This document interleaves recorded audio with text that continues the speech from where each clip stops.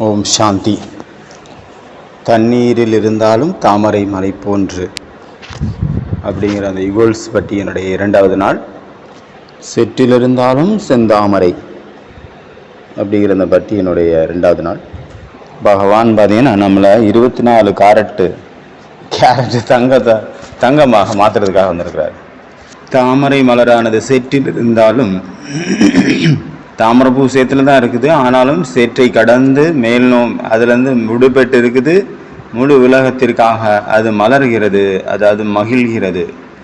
முழு உலகிற்காகவும் திருப்தியை கொடுக்கின்றது, குஷியை கொடுக்கின்றது. இது யாருடைய அடையாளம்? தாமரை பூ அப்படிங்கிறது யார் கணவன் மனைவி 2 பேருமே ஞானத்தில் இருக்காங்க. அவங்க கலியுகத்தில் தான் இருக்காங்க. ஆனாலும் அதுலேருந்து விடுபட்டு தாமரை மலராக செந்தாமரையாக மாறியிருக்காங்க. அவங்களுடைய யுகல்ஸினுடைய அடையாளம். அதனால தான் யுகல்ஸினுடைய பற்றி போயிட்டுருக்கு. இப்போ தாமரை மலர் போன்ற வாழ்க்கையை வாழ்ந்து நம்மளுடைய ராஜயோகத்தை உலகத்திற்கு ப்ரூஃப் செய்யக்கூடிய, தூய்மைக்கான ப்ரூஃபை கொடுக்கக்கூடியவங்க தான் நம்மளுடைய யுகல்ஸ். கணவன் மனைவி ஒன்றா இருந்தாலும் தூய்மையாக இருக்கக்கூடிய வாழ்க்கையை வாழ்ந்துட்டு இருக்கிறாங்க. அவங்க தான் செந்தாமரை, சேற்றில் முளைத்த செந்தாமரை. பாபா சொல்கிறாங்களா, யார் குடும்பத்தில் இருந்துட்டு கணவன் மனைவி ஒன்றாக இருந்து ஆனாலும் பிரம்மச்சரியத்தை ஃபாலோ பண்ணுறாங்க, தூய்மையாக இருக்காங்க, பாபாவோடைய எல்லா நியமப்படியும் நடக்கிறாங்க அப்படின்னா அவங்க சன்னியாசிகளுக்கே சேலஞ்ச் பண்ண முடியும் அப்படின்றார்ல பாபா. குடும்பத்தில் இருந்தாலும் தூய்மையாக இருந்து அவங்க முடியாதுன்னு தானே போயிட்டாங்க சன்னியாசிகள் காட்டுக்கு. அவங்களுக்கு நீங்கள் சேலஞ்ச் பண்ணக்கூடியவங்களா மாறிடுவீங்க. நீங்கள் தான் என்னுடைய குழந்தைங்க, இந்த ராஜயோக ஞானத்தினுடைய பரமாத்மாவுடைய சக்தியினுடைய ப்ரூஃப் நீங்கள் தான் அப்படிங்கிறார். சன்னியாசிகள் போல இந்த ஊரை விட்டுட்டு காட்டுக்கு போகாமல் உலகத்திலேயே இருக்கிறோம், உலகத்திலேயே வாழ்கிறோம், பரமாத்மாவுடைய ஸ்ரீமத் படி நடக்கிறோம். பரமாத்மா ஞானத்தினுடைய வாள் நமக்கு 2 ஆத்மாக்களுக்கும் நடுவில் இருக்குது. கணவன் மனைவி 2 பேர் இருக்காங்க அப்படின்னா 2 பேருக்கும் நடுவில் ஸ்ரீமத் அப்படிங்கிற வாள் இருக்குது. அந்த வாள் அவங்கள ஸ்ரீமத் படி நடப்பதற்காக மற்றும் தூய்மையான வாழ்க்கை வாழ்வதற்காக வழிகாட்டுது. இன்னைக்கு பார்த்தீங்கன்னா, இன்னைக்கு நம்ம பார்க்குற முரளி 2/2/2007 ஆண்டினுடைய அவ்யக்த முரளி. பரமாத்மாவினுடைய பிராப்திகளால் சம்பன்னமான நிறைந்திருக்கக்கூடிய ஆத்மாவின் அடையாளம், ஆத்மாக்களுடைய அடையாளம். பரமாத்மாவுடைய பிராப்திகளால் அவங்க நிறைஞ்சிருக்காங்க அப்படின்னா எப்படி தெரியும்? Holiest, highest, richest. அவங்க ஹோலியஸ்டாக இருப்பாங்க, ஹையஸ்டாக இருப்பாங்க, ரிச்சஸ்டாக இருப்பாங்க, தூய்மையாக இருப்பாங்க, உயர்ந்தவர்களாக இருப்பாங்க, செல்வந்தர்களாக இருப்பாங்க. சுயம் பகவான் தன்னுடைய குழந்தைகளுடைய நெற்றியில 3 பிராப்திகள் பார்த்துட்டு இருக்கிறாரு. என்ன பிராப்திகள்? பெருமைப்படுறாரு பாபா பார்த்து. என்னுடைய குழந்தைகள் ஹோலியஸ்டாகவும் இருக்கிறாங்க, என்னுடைய குழந்தைகள் ஹையஸ்டாகவும் இருக்காங்க, என்னுடைய குழந்தைகள் ரிச்சஸ்டாகவும் இருக்கிறாங்க. பாபா அடிக்கடி சொல்கிறாரு, கஜானாவை சேர்த்துங்க, கஜானாவை சேர்த்து வைங்க, சேமிப்பு பண்ணி வைங்க, பின்னாடி அப்போ தான் யூஸ் ஆகும். அப்புறம் நம்ம சம்பூர்ணம் ஆகிறதுக்கும் தேவை இருக்கு இல்லையா அந்த கஜானாக்கள். அதனால் கஜானாக்களை சேர்த்துங்கன்னு சொல்லிட்டு இருக்கிறாரு. சரி, கஜானா நமக்குள்ளே சேர்ந்துருக்கு அப்படின்னா எப்படி தெரியும்? அதனுடைய அடையாளம் என்ன? பாபா சொல்கிறாங்க, நீங்கள் எங்கே என்ன சேவை பண்ணுறீங்களோ அந்த சேவையிலேயே திருப்தியாக இருக்கிறீங்க, அந்த உங்கள் கூட இருக்கிறவங்களும் திருப்தியாக இருக்காங்க, யாருக்கு நீங்கள் சேவை பண்ணுறீங்களோ அவங்களும் திருப்தியாக இருக்காங்க. இதுதான் கஜானாக்கள் நமக்குள்ளே எவ்வளோ சேர்ந்துருக்கு அப்படிங்கிறது அடையாளம். நான் திருப்தியாக இருக்கேன், மற்றவங்களும் திருப்தியாக இருக்காங்க, சேவை யாருக்கு செஞ்சோன்னா அவங்களும் திருப்தியாக இருக்காங்க அப்படின்னா நமக்குள்ளே எல்லா கஜானாவும் நிறைஞ்சிருச்சுன்னு அர்த்தம். முக்கியமாக பாபா சங்கமயுகத்தினுடைய நேரத்தினுடைய மகத்துவம். இந்த இப்போ நடந்துட்டு இருக்கிறது சங்கமயுக நேரம், மிக உயர்ந்த நேரம், ரொம்ப வேல்யூபுல்லான நேரம். அதனால் இந்த நேரத்தை வேஸ்ட் பண்ணக்கூடாது. யார் வீணடிச்சாங்களோ அவங்க இழந்துட்டாங்க, அவங்க எல்லாத்தையும் இழந்துட்டாங்க அப்படின்னு தான் அர்த்தம். இந்த சங்கமயுகத்தினுடைய மகான் சமயமானது எதற்காக என்றால், மிக உயர்ந்த விதைகளை விதைக்கக்கூடிய, உயர்ந்த சக்திசாலியான தூய்மையான விதைகளை விதைக்க வேண்டிய நேரம். விதைகளை விதைக்கிற நேரத்தில் யாராவது தூங்குவாங்களா? யாராவது வேஸ்ட் பண்ணுவாங்களா? அந்த டைமை சம்பேரியா இருப்பாங்களா? யுகல்ஸிற்காக நம்ம 3 பாயிண்ட் பார்க்கணும் இல்லையா? டெய்லி 3 பாயிண்ட் பார்க்குறோம் முரளியிலேருந்து எடுத்து. இன்றைக்கி ஃபஸ்ட்டு பாயிண்ட் பார்த்தீங்கன்னா, பவித்ர ஆத்மா குடும்பத்தில் இருந்தாலும் தூய்மையான ஆத்மா. 2வது பாயிண்ட் சகஜமான நினைவிற்கான சாதனம் சம்பந்தம் மற்றும் பிராப்தி. 3வது சங்கமேகத்தினுடைய நேரம் சிரேஷ்டமான விதைகளை விதைக்கும் நேரம். போன சண்டே முரளியில் பாபா சொல்கிறார் இல்லையா, பிரம்மா பாபா எவ்வளோதான் பிஸியாக இருந்தால் கூட அவர் அவ்வளோ காரிய விவகாரங்கள் செஞ்சிட்டு இருந்தார். அவருக்கு அவ்வளோ பொறுப்பு இருந்தது, உலகத்தினுடைய பொறுப்பு இருந்தது அவருக்கு முன்னாடி. ஆனாலும் அவர் என்னவா இருந்தார், ஆத்மவிமானி ஆகிறதுக்கான பயிற்சி பண்ணிட்டு இருந்தார். அது நேச்சுரலாக இருந்தது. ப்ராக்டிக்கல் ப்ரூஃப் பாபா செஞ்சு காட்டினார். ஒரு சீனை எனக்கு ஞாபகம் வருது. இதுக்கு முன்னாடி நிறைய தடவை நம்ம பார்த்துருக்குறோம். அதாவது பாபா அடிக்கடி பாண்டவ பவனில் ஸ்டார்டிங் டைமில் ரொம்ப பெக்கர் பாட் போயிட்டு இருந்தது இல்லையா, சாப்பிட்றதுக்கு எந்த வசதியும் இல்லை. அப்போ யார் கிச்சன் இன்சார்ஜாக இருக்காங்களோ அவங்க பாபாக்கிட்ட 9 மணிக்கு கேட்குறாங்க. பாபா ஒரு அரிசி இல்லை, பருப்பு இல்லை, ஒன்றும் இல்லை, காய்கறி எதுவுமே இல்லை. அப்போ என்ன சமைக்கிறது? அரிசி பருப்பு ஓகே, மைதா மாவு எதுவுமே இல்லை, கோதுமை மாவு மைதா மாவு எதுவுமே எந்த மாவும் இல்லை. அப்போ அவங்க கேட்குறாங்க, என்ன பண்ணுறது குழந்தை, நீ 10:30 வா அப்படின்றது. அப்போ 10 மணிக்கு வராங்க. ஏன்னா அவங்களுக்கு மேலே இல்லைல்ல, காய்கறி எதுவும் இல்லை, பொருள் எதுவும் இல்லை. அதனால் 10 மணிக்கு கேட்குறாங்க, பாபா என்ன பண்ணுறது? பாபா சொல்கிறாங்க, குழந்தை உன்னை 10:30 தான் நான் வர சொன்னேன், இன்னும் அரை மணி நேரம் இருக்குது. 10:30 வந்தா என்ன, 10 மணிக்கு வந்தா என்ன, 10:30 கொடுக்க வேண்டியது இப்போவே கொடுங்க. இல்லை குழந்தை, 10:30 தான் போஸ்ட் வரும், போஸ்ட்மேன் வருவார் அப்படின்னு. அப்போ போஸ்ட்மேன் வந்தார், கொடுத்தாரு. பார்த்தா அதில் கொஞ்சம் பணம் இருந்தது, உடனே எடுத்து கொடுத்தாங்க. கொஞ்சம் சாமான் வாங்கிட்டு வந்தாங்க, ஆட்டா வாங்கிட்டு வந்தாங்க, ரெடி பண்ணிட்டாங்க. மாவு வாங்கிட்டு வந்தாங்க, லஞ்ச் ரெடி ஆயிடுச்சுன்னு வச்சுக்கோங்க. அப்போ நிறைய பேர் ஒவ்வொருத்தரையும் இதேமாரி பாபா பண்ணிகிட்டே இருந்தார். 10:30 வாங்க, 10:30 வாங்க. இப்போ நிறைய தாதிகள் கேட்டாங்க, எப்பா 10:30 வர சொல்கிறீங்களே, யார் தான் உங்களுக்கு காசு அனுப்புகிறாங்க அப்படின்ட்டு. அப்போ பாபா சொன்னாங்க, ராவனுடைய லங்காவில், ராவனுடைய லங்கையில் ஒரு மண்டோதரி உட்கார்ந்துருக்கு அப்படின்னு. அதாவது அவங்க அந்த குழந்தை முதல்ல ஒரு மாதாஜி, அவங்க ஞானத்தில் ஃபஸ்ட்டு கன்னியாவாக இருந்தாங்க, ஞானத்தில் வந்துட்டு இருந்தாங்க, ஞானத்தில் நல்ல ஈடுபாடாக இருந்தாங்க. அவங்க வீட்டில் உள்ளவங்க ரொம்ப வலுக்கட்டாயமாக மேரேஜ் பண்ணி வச்சுட்டாங்க.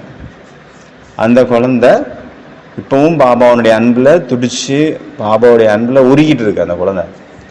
அந்த குழந்தைக்கு அது செலவுக்கு கொடுக்குறாங்க வீட்டில், அதை மிச்சம் பிடிச்சு பாபாவுக்கு அனுப்பிட்டு இருக்கு அந்த குழந்தை. பகவானுடைய குழந்தைங்களுக்கு பகவானுடைய ஐக்கியத்திற்காக அனுப்பிட்டு இருக்காங்க. அவ்வளோ உயர்ந்த பாக்கியசாலி ஆத்மா. அந்த மாதிரியான குழந்தைங்களுக்கு பகவான் கடன் பட்டிருக்கின்றார். அப்படிப்பட்ட குழந்தைங்களுக்கு பாபா ஹெல்ப் பண்றதுக்கு கட்டுப்பட்டிருக்கிறார். அது யாரு? அது யுகல் மாதாஜி. குடும்பத்தில் இருக்காங்க, ஆனாலும் பாபாவுடைய அன்பில் மூழ்கி இருக்காங்க. பாபா அவங்க மீட் பண்ணவே இல்லை, மீட் பண்ணுறதுக்கு அவங்களுக்கு வர முடியாது, பந்தனம். ஆனாலும் பாபா பாபா பாபா குழந்தைங்களுக்கு பாபாவோட ஐக்கியத்திற்காக தன்னுடைய எல்லாத்தையும் கொடுத்தாங்க. அதுவும் ராவணர்களுடைய கூட்டத்தில் லங்கையில் இருந்த மாதாஜி சுற்றி எத்தனை பேர் அவங்கள வாட்ச் பண்ணிட்டே இருந்தாங்க. இவங்க என்ன பண்ணுறாங்க, ஒரு பாபா ஏதாவது லெட்டர் அனுப்புனா கூட அதை படிக்கிறது கூட அவங்களால முடியாது, பாத்ரூமில் போய் தான் மறைச்சி வச்சு படிக்கணும். அந்த அளவு ஸ்ட்ரிக்டாக நாட்டாமைகள் சுற்றி சுற்றி நடந்துட்டு இருந்தாங்க. பெண்கள் அவங்கள வாட்ச் பண்ணிட்டு இருந்தாங்க, ஆண்கள் வாட்ச் பண்ணிட்டு இருந்தாங்க. குடும்பம் என்ன, அவங்க பெரிய குடும்பம், கூட்டு குடும்பம். அதிலிருந்து தெரியாம அப்படிப்பட்ட ஒரு வேலியிடப்பட்ட வேலிக்குள்ள வாழ்ந்த ஒரு மாதாஜி, அவங்க வேலி கூட அந்த அந்த செக்யூரிட்டிகள் கண்ணுக்கு தெரியாம போஸ்ட் அனுப்பி விட்டுறாங்க. அப்ப எவ்வளவு புண்ணியம் செய்த ஆத்மா, பரமாத்மாவனுடைய யஜ்யத்தை பாலனை செய்வதற்கு நிமித்தமான ஆத்மாவாயிட்டாங்க. பெரிய பாக்கியசாலி இல்லையா? ஆனா பாபாவை அவங்க ஒரு தடவை தான் மீட் பண்ணாங்க, ஒரே ஒரு தடவை. ஒரு தடவை அவங்களே பெர்மிஷன் கேட்டு அவங்க ஹஸ்பண்டெல்லாம் இறந்துட்டாங்க. அதுக்கு பிறகு வந்தாங்க, பாபாவை நான் பார்க்கணும், பாபாவை மீட் பண்ணணும் அப்படின்ட்டு. அப்போ பாபா வந்து அவங்களுக்கு அவ்வளோ அன்பு பண்ணுறாரு. அங்கே வந்தவங்களுக்கு அவ்வளோ அன்பு பண்ணார் பாபா. அவங்க அன்பு கடலில் மூழ்கடிச்சிட்டார். அவங்களுக்கு பாபாவை எந்திரிச்சு போய் சலாம் அடித்தார். அந்த மாதிரி பாபா ரெஸ்பெக்ட் கொடுத்தார் அந்த குழந்தைக்கு. ஏன்னா பாபாவனுடைய யஜ்யம் நல்லபடியாக தடையில்லாமல் நடக்கிறதுக்கு மிகப்பெரிய ஒரு உதவி செய்த ஆத்மா. யார் தன்னுடைய செலவுக்காக கிடைத்த பணத்திலேருந்து கொஞ்சம் கொஞ்சமாக மிச்சம் முடிச்சு அதை பகவானுக்காக அனுப்புகிறாங்களோ, அது அவங்க அனுப்புனது கொஞ்சம் கூட அது நிறைய அனுப்புனா அவங்களுக்காக பாபா வந்து உதவி பண்ணுறதுக்கு கட்டுப்பட்டிருக்கார். ஃபஸ்ட்டு பாயிண்ட் பார்த்தீங்கன்னா, யார் வந்து குடும்பத்தில் இருந்தாலும் தூய்மையாக இருக்காங்க, அவங்க தான் சம்பூர்ண பவித்ர ஆத்மா. இன்னைக்கு பாபா வந்தோடனே யாரை பார்த்தார் அப்படின்னா, ஹையஸ்ட்டு, ஹோலியஸ்ட்டு, ரிச்சஸ்ட் குழந்தைங்களை பார்க்குறாரு. இந்த ஞானத்தின் ஃபவுண்டேஷன் தூய்மை. தூய்மை அப்படின்னா வெறும் பிரம்மச்சரியம் மட்டும் கிடையாது. மனம், சொல், செயல், திருஷ்டி, விருத்தி, கிருத்தி, பாபா சொல்கிறார்ல, நிறைய சொல்கிறாரு. அப்போ அந்த எல்லாத்துலேயுமே தூய்மை. தூய்மை இல்லாத எண்ணங்கள் வரவே செய்யாது, 0. தூய்மை இல்லாத எண்ணங்கள் நம்மளை டச் பண்ணவே கூடாது. அதுக்கு நம்ம என்ன பண்ணணும்? யார் வந்து ஞானம் மற்றும் யோகத்தில் வந்து தன்னுடைய வாழ்க்கையை முழுவதும் பிஸியாக வச்சுருக்காங்களோ அவங்களுக்கு இந்த ஞானம் யோகத்தில் அதை மற்றும் தூய்மையை கடைபிடிக்கிறதுல ஈஸியாக இருக்கும். ஞான யோகத்தில் பிஸியாக இருந்தால் அவங்களுக்கு எல்லாமே ஈஸி. ஞான யோகத்தில் பிஸியாக இல்லை அப்படின்னா என்னாகும்? சுமை அதிகமாயிடும். கஷ்டமாக இருக்குது, ஈஸியாக இருக்க மாட்டேங்குது முயற்சி. அப்புறம் மேலும் பாபா என்ன சொல்கிறாங்க, உலகத்தில் உள்ளவங்க ரிச்சஸ்ட் இன் தி வேர்ல்டு, உலக பணக்காரர்களின் லிஸ்ட் அப்படின்னு எடுக்கிறாங்க. ஆனால் உங்களுடைய லிஸ்ட் எடுத்தால் நீங்கள் யார்? ரிச்சஸ்ட் இன் தி கல்பா. உலகத்தில் கல்பத்திலேயே மிகப்பெரிய பணக்காரங்க நீங்கள் தான். கல்பத்திற்காக பரமாத்மா நமக்கு ஆஸ்தி கொடுத்துட்டு இருக்கிறாரு. ஞானம், குணம் மற்றும் சக்தியினால் நம்மளை நிரப்பிட்டு இருக்கிறாரு. நமக்குள்ள ஞானம், யோகம், சக்திகள் இருக்குது அப்படின்னா நமக்கு ஸ்தூல விஷயங்கள் இல்லை என்பதே இல்லாமல் போயிடும். எவ்வளோக்குள்ள நம்ம ஞானம் மற்றும் யோகத்தின் மூலமாக நமக்குள்ள குஷியை நிரப்புறமோ, சக்திகளை நிரப்புறமோ, அன்பை நிரப்புறமோ, அந்த அளவுக்கு உலகத்தினுடைய விஷயங்கள்லேருந்து, உலகத்தினுடைய மனிதர்கள்ட்டிருந்து, உலகத்தினுடைய பதார்த்தங்கள்லேருந்து நமக்கு வந்து அட்டாச்மெண்ட் கம்மியாகிட்டே இருக்கும். ஏன்னா டேஸ்ட் இங்கே கிடச்சிருச்சு இல்லையா? எப்படி சாப்பாட்டில் கிடைக்கக்கூடிய டேஸ்ட்டு பாபா கிட்ட கிடச்சிருச்சு. அப்புறம் சம்பந்தங்கள் மூலமாக கிடைக்கக்கூடிய டேஸ்ட்டும் பாபா கிட்ட கிடச்சிருச்சு. அப்புறம் செல்வம், ஞான செல்வங்கள் கிடச்சிருச்சு. எவ்வளோக்களோ நம்ம பாபா கிட்ட இருந்து எடுக்கிறோமோ, அவருடைய பிராப்திகள் எடுக்கிறோம், அவருடைய அவர்கிட்ட இருந்து இந்த ஆனந்தத்தை எடுக்கிறோம் அப்படின்னா உலகத்தில் உள்ளது எல்லாமே பீக்காவாக தெரியும். அதாவது உப்பு சப்பு இல்லாமல் இருக்கும் தோணும், நமக்கு உப்பு சப்பற்றது அப்படின்னு தோணும். ஏன்னா பாபா கிட்ட இருந்து நம்ம எடுக்க உலகத்தினுடைய இது வந்து ஒன்றுமே இல்லை அப்படிங்கிற மாதிரி தோணும். அதை சன்னியாசிகள் சொல்கிறாங்க இல்லையா, காக்கை எச்சலுக்கு சமமானது அப்படின்னு தோணும். அவங்க சொர்க்கத்தினுடைய சுகம்தான் காக்கை எச்சலுக்கு சமமானன்னு சொல்லிட்டாங்க. இந்த கலியுகத்தினுடைய சுகம் தானே காக்கை எச்சலுக்கு சமமானது. ஆக்சுவலி சொர்க்கத்தினுடைய சுகம் எல்லைக்கு அப்பாற்பட்டது. ஆனால் அவங்க அப்படி சொல்லிட்டாங்க. அதனால் யார் பரமாத்மா கிட்ட இருந்து எல்லாத்தையும் எடுத்துக்கிறாங்களோ, சம்பந்தத்தினுடைய அன்பு, ஞான யோகத்தினுடைய அன்பு எல்லாமே அவர்கிட்டருந்து ஒருத்தர்கிட்ட எடுக்கும்போது நமக்கு இந்த உலகத்தினுடைய விஷயங்கள் காக்கை எச்சலுக்கு சமமாக தெரியுது. பாபா வந்து சொல்கிறாங்க, உங்களுடைய 3 காலமும் சிரேஷ்டமானது. நீங்கள் பரந்தாமத்தில் இருக்கும்போதும் சிரேஷ்டமான பிரகாசத்தோடு இருக்கிறீங்க பாபாவுக்கு பக்கத்தில். அப்புறம் சத்தியுகத்தில் போகும்போதும் உங்களுடைய ஆத்மாவும் தூய்மையாக இருக்குது, சரீரமும் தூய்மையாக இருக்குது. அப்புறம் பூஜ்ய ஸ்வரூபத்தில் பூஜை நடக்குது. இந்த மாதிரி 3 காலமும் இப்போ நீங்கள் அந்த சிரேஷ்டமாகிறதுக்கான முயற்சி பண்ணிட்டு இருக்கிறீங்க. இப்படியாக உங்களுடைய 3 காலமும் சிரேஷ்டமாயிருது. இங்கே வந்து யுகல்ஸ்ன்னு தான் பேர். ஆனால் பாபா அவங்கள என்னவாக்கிடுறாரு? குமாரி ஆக்கிடுறாரு, குமாரிகளாக மாற்றிடுறாரு. நேற்று சொன்னார் இல்லையா, யார் வந்து யுகல்ஸாக இருக்காங்களோ அவங்கள பாபா என்ன சொல்கிறாரு, நீங்கள் 2 பேர்னு புரிஞ்சுக்காதுங்க, நீங்கள் தனி அப்படின்னு புரிஞ்சுக்கோங்க. நீங்கள் 2 பேர் கிடையாது, சிங்கிள். அப்புறம் யார் வந்து குமாரர்கள் குமாரிகள் சிங்கிளாக இருக்காங்க அவங்கள்ட்ட என்ன சொல்கிறது பாபா, நீங்கள் சிங்கிள்னு புரிஞ்சுக்காதுங்க, டபுள். உங்களுக்கு மேரேஜ் ஆயிடுச்சு, சிவனார் கூட உங்களுக்கு மேரேஜ் ஆயிடுச்சு, மேரேஜ் லாஸ்ட்டில் தான் இல்லை நிச்சயம் ஆயிடுச்சு அப்படின்னு வச்சுக்கோங்க. கூட்டிகிட்டு போகிறதுக்கு தானே வந்திருக்காரு சிவன் ஊர்வலம். மேரேஜ் ஆனோடனே கூட்டிகிட்டு போயிடுவார். மேரேஜ் எப்போ ஆகும், எப்போ ஈக்குவலாக ஆகிறோமோ, அவர் வந்து நல்ல சிவி சிங்காரிச்சு ரெடியாக இருக்கார் சிவபாபா. ஆனால் மணப்பெண் நம்ம என்ன பண்ணுறோம், நம்ம சிவி சிங்காரிச்சிட்டு ரெடியாக இல்லை. இப்போ தான் சீப்பே எடுத்துருக்கோம் கையில், இனிதான் சீவனம் தலையை அப்புறம் முடி போட்டு என்ன டைம் ஆயிரும், அதனால் டைம் ஆகிட்டுருக்கு. அதனால் நிச்சயம் முடிஞ்சிடுச்சு, பாபா சொல்கிறார் நிச்சயதார்த்தம் முடிஞ்சிடுச்சு. மேரேஜ் இன்னும் டேட் ஃபிக்ஸ் ஆகலை, நிச்சயம் பண்ணியாச்சு, மோதிரம் மாற்றியாச்சு. அதனால் குமாரிகள் இப்படி தான் புரிஞ்சுக்கோங்க, நீங்கள் சிங்கிள் கிடையாது, உங்களுக்கு மேரேஜ் ஆக போது நிச்சயம் முடிஞ்சிடுச்சு, ஒரு வாரத்தில் மேரேஜ் அப்படின்னு வச்சுக்கோங்க. அப்போ எப்படி இருப்பாங்க, அவருடைய யாருக்கு கூட மேரேஜ் ஆக போது அவருடைய நினைவு எப்பவுமே இருக்கும். அதே போல் சிவ பாபாவுடைய நினைவுலையும் மூழ்கி இருக்கும். அப்படின்னா நம்ம சிங்கிள் கிடையாது, டபுள். இவ்வளோ நேரம் நம்ம பார்த்தது ஃபர்ஸ்ட் பாயிண்ட் குடும்பத்தில் இருந்தாலும் தூய்மையான ஆத்மா. நினைவிற்கான ஆதாரம் பாபா கூட சம்பந்தம் மற்றும் பிராப்தி, இதுதான் 2வது பாயிண்ட்.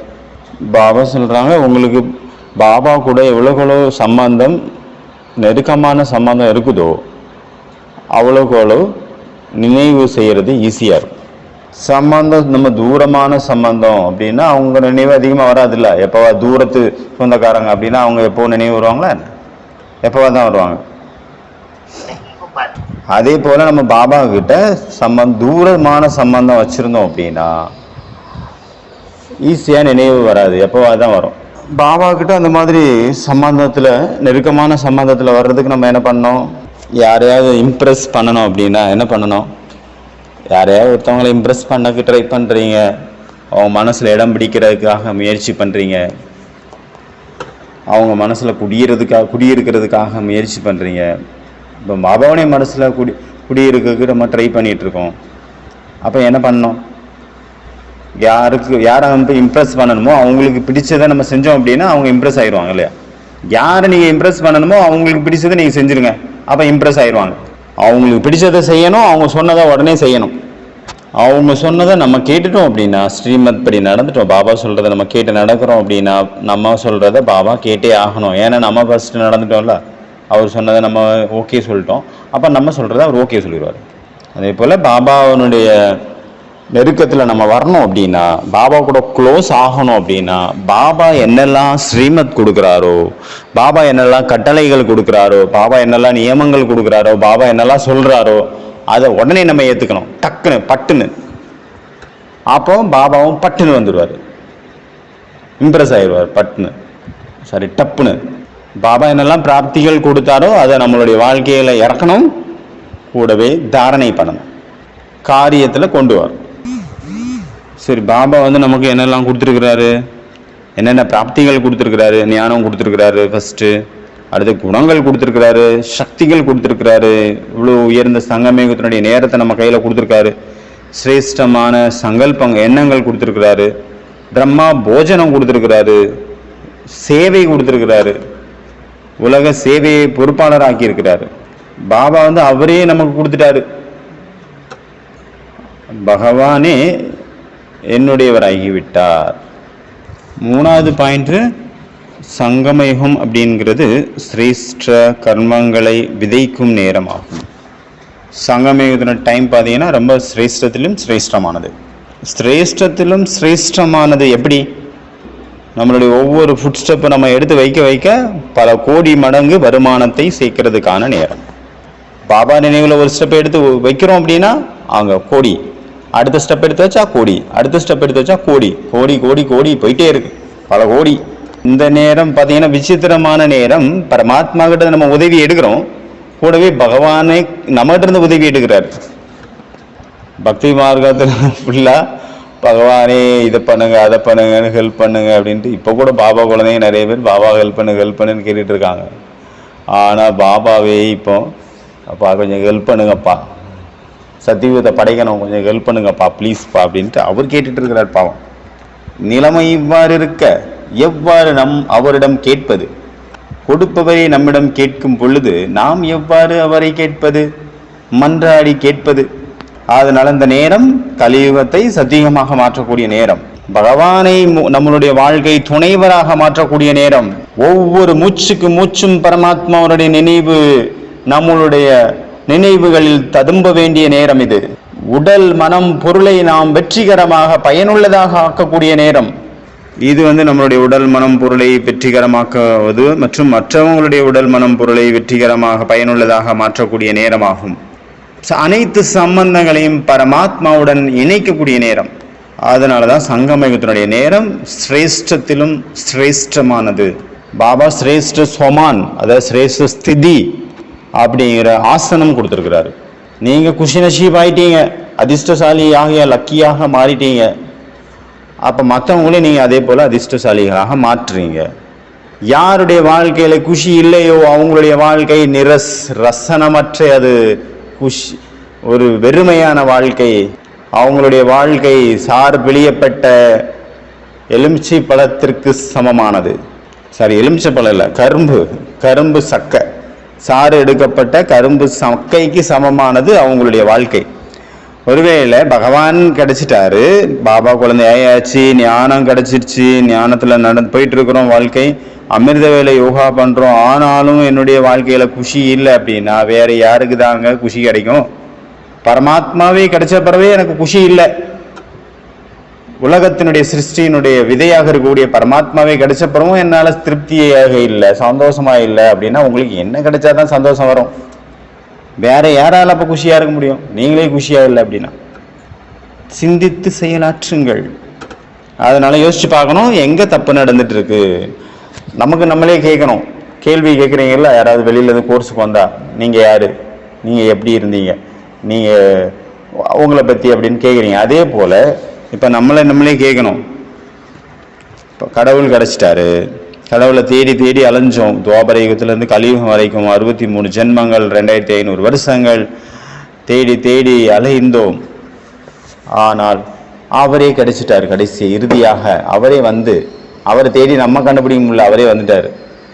அவரே தன்னுடைய அறிமுகத்தை கொடுக்குறாரு, அவருடைய எல்லாத்தையுமே கொடுக்குறாரு. நம்மளுடைய அறிமுகத்தை நம்ம செய்ய வைக்கிறாரு, நம்ம யாருங்கிறதையும் புரிய வைக்கிறாரு. இது எல்லாம் கிடைச்சிச்சு, புரிஞ்சுக்கிட்டோம்.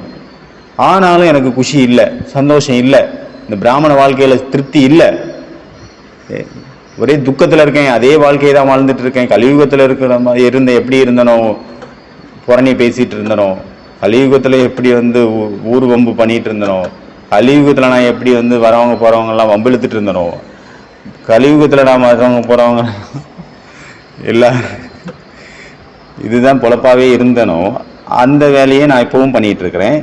அதே மாதிரி துக்கத்துல இருக்கிறேன், அதே மாதிரி அசாந்தியில இருக்கிறேன் அப்படின்னா அப்ப நான் என்னுடைய ப்ராப்ளம் என்ன, எதனால நான் இப்படி இருக்கேன், இதுக்கு என்ன சொல்யூஷன் அப்படின்னு நம்மளே கேட்கணும். பகவான் கிடைச்ச பிறகு சந்தோஷம் இல்லை அப்படின்னா என்னதான் கிடைச்சா எனக்கு சந்தோஷம் வரும்? ஏன் இல்லை இந்த சந்தோஷம்? காரணம் என்ன? நம்மளே கேட்கணும். அப்போ அதுலேருந்து ஒரு சொல்யூஷன் கொண்டு வரணும். காரணம் என்ன? அப்போ அந்த இதில் ஒர்க் பண்ணணும். நம்மளுடைய வாழ்க்கை அவ்வளோ உயர்ந்த வாழ்க்கை, அதை நினைந்து நம்ம நம்மளே மகிழ்ச்சியாக வச்சுக்கணும். ஏன்னா அந்த கஜானாக்களில் உயர்ந்த கஜானா, எல்லா கஜானாக்கள்லையும் இன்ஸ்டண்டான கஜானா குஷி இல்லை அப்படின்னா பிராமண வாழ்க்கையில் உயிர் இல்லை அப்படின்னு அர்த்தம். குஷி போன்று ஒரு டானிக்கு கிடையாது, டானிக் மாதிரி வேலை செய்யுது. டானிக் குடிச்ச உடனே எப்படி உடனே சரியாயிருதோ அதே போல குஷி வந்துருச்சு அப்படின்னா எல்லா பிரச்சனையும் அங்கே போயிடுச்சு. பாபா மேலே அன்பு வர்றதுக்கு, இல்லை பாபாவுக்கு நமக்கு மேலே அன்பு வர்றதுக்கு ஒரே சாதனம் பாபா இன்றைய முரளியில் கூட சொன்னார், சாகார முரளியில், என்னுடைய பாபா. நம்ம எப்போ அவரை என்னுடையவராக ஏற்றுக்கிறோமோ, என்னுடையவர் அப்படிங்கிறத நம்ம புரிஞ்சுக்கிறோமோ, நம்ம 5000 வருஷம் பிரிஞ்சு வந்திருக்கிறோம், அந்த இறைவன் கிடைத்து விட்டார், அவர் என்ன சந்திக்கிறதுக்காக வந்திருக்கிறார் அப்படின்ட்டு நம்ம புரிஞ்சுக்கிறோம். அந்த விஷயத்தை நம்ம தெளிவாக தெரிஞ்சுக்கிறோம் அப்படின்னா அவர் மேலே அன்பு அளவு கடந்து கடை புரண்டு ஓடும். அதனால என்னுடைய பாபா, அப்ப பாபா என்ன சொல்வாரு, என்னுடைய குழந்தை, மேரா பச்சே, மேரா பாபா மேரா பச்சா, மேரா பாபா மேரா பச்சா, மேரா பாபா மேரா பச்சா. இதுதான் அன்பை அதிகப்படுத்துவதற்கான சாதனம். என்னுடையது அப்படின்னா அங்க அன்பு உரிமை அதிகமாயிடுச்சு. அச்சா. ஓம் சாந்தி.